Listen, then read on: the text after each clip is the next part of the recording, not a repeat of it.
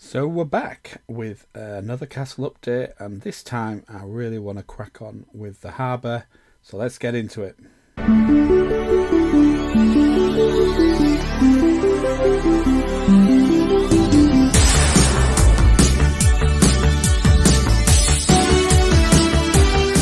So as you can see, I've done a little bit of work setting up the harbour part, adding a little pier.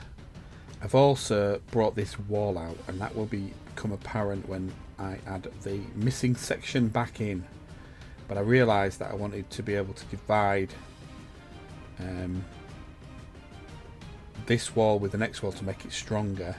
Therefore, just leaving it square as it was previously wouldn't have that extra bit of support connected to the wall. It would make them look a bit too flimsy and not really what I was looking for on this particular wall that was going to be protecting the harbour. So it's going to look chunkier now. I've also put in a little pathway here where I think it's going to be access down to the decking area, which I've done like a snot palisade. So basically they're not built stacked, they're built long ways and then connected with headlight bricks. And I quite like that design, so I'm going to have to play around with that. Put the blue tile plates down again. And I'm not really sure what I'm going to do with it yet, so I'm going to change that around probably, but I do like the contrast between the green and the blue at the moment. There's lots of things to think about in terms of how I'm going to protect the harbour from the main castle, how I'm going to make it fit within the existing space. So now I've come up with an L-shaped version and added a second one in and added some more blue plates to try and get those creative juices going. And this is a section that was missing on the last clip. I've added some little steps into that one, and I've started building this bulky wall here where it lines up with the wall on the previous section. And I'm liking that a lot better because I can see it being quite like a strong stone brick built wall that is against that harbour. Yeah, I'm really not sure about the water and how I'm going to give the depth, and I'm also thinking I need to put something here and potentially bridge across the top to it so that there'd be like a long walking wall across the top of the waterfront. So that's what I'm thinking of doing. And that would give it a little bit more protection. I've gone back to work on the moat now, bearing in mind this would be a man-made moat where they've dug it out, hence why I like those embankment pieces. And I've come up with doing it this way this time rather than the previous way of putting the clear translucent 1x2 bricks on their side, as you can see on the right hand side, because they're still down. This seems to blend weather better. I've added the tiles to the top of it and smoothed it over, and it's given it like an artificial depth, I think, as if it's like not that deep but would be deep enough to then add detail. And I've put some fish underneath it because it gives you that ability to put things underneath and still see them. So I quite like this idea. I need to replicate on the other side, and I might have to do a couple of other things, but I do think there's more options with this one than the other version, and it's going to be less intensive. And you can kind of see now where the wall is dividing the water that I've stacked up here, and it's obviously going to keep going to the same height as that one, but it's almost given an artificial lock creation between what would be the sea that the harbour sits on and the man-made moat that is now running across the front of the castle.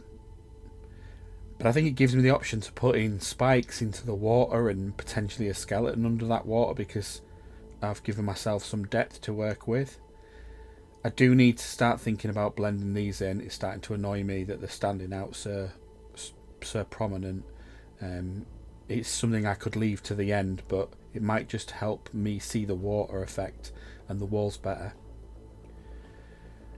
this is me continuing up with the wall here now, and I've taken out those steps that you could see before. I've realised that it's going to give too many entrances into the castle, and I don't like that. I just want one guarded entrance from the harbour dock area into the castle. You've got where this keep is going to now be lifted up, because obviously it's not going to sit where it is now. I'm going to potentially use the bottom half of that to be part of the wall, so that the wall will continue up and the keep will be included in that. So I'm going to have to drastically change it.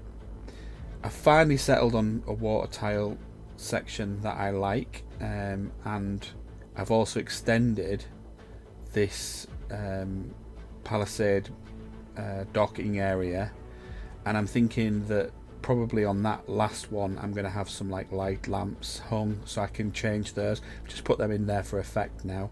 But if we step back, you can see this took most of the week to do, to get into my head, to get the style to the point where I was happy with it, to have that different depth effect, to make it look more sea-like, mainly because I didn't want to buy loads of pieces.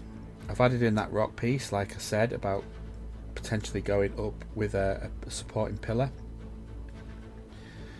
And I've gone back to the Ninjago water tiles, and the reason behind that is because I have loads of them and I want to use it. So now I don't really know what I'm doing on this side. I've got to do something, and that's going to affect where that sorcerer's tower goes.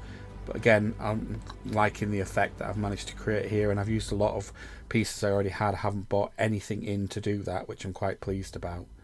And you can kind of see the natural lock there between the water of the sea and the man-made moat. So now coming back, I've managed to get the tower up to the point that I'm quite happy with it. I've used some of the design styling from the Lion Knight's castle, which was another win for me, because that's something I wanted to do.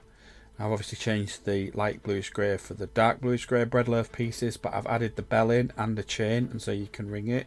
I think it's a good position for the bell to be, especially if they're being attacked by the sea.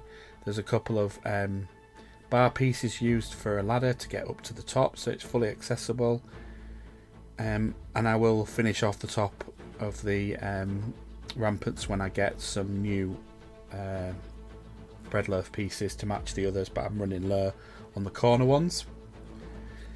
But as we step back now, you can see it's really starting to come along. There's a few more details. I do need to continue the water now that I'm happy with it for the moat to the rest of the area, so I know where I am with pieces, and then finish that front off, like I said, texture it in. But yes, next time we're going to continue with the harbour.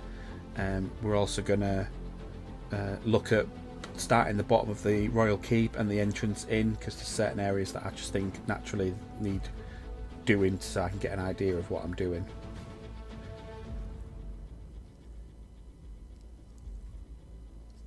So thanks for watching. If you like what you see, please give us a thumbs up. It really does help the channel. Leave a comment. I love reading the comments that I get, and I love the feedback, good or bad, because it helps. I also want to thank everyone who subscribed to the journey so far, and if you do like what you see, please consider subscribing. And yeah, thanks for watching, and I'll see you next week.